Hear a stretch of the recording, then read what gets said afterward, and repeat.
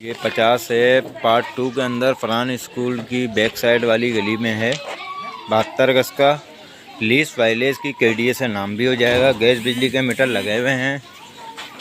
ऊपर खाली छत है इसके, बाकी नीचे टाइल मार्बल लगा हुआ है।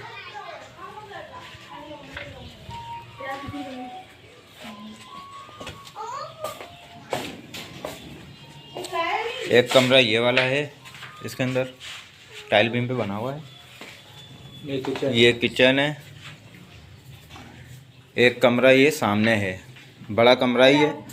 तो 2 कमरे हैं नीचे, बाकी पूरी छत है इसकी। ठीक है, और दोनों में अटैच वाशरूम है।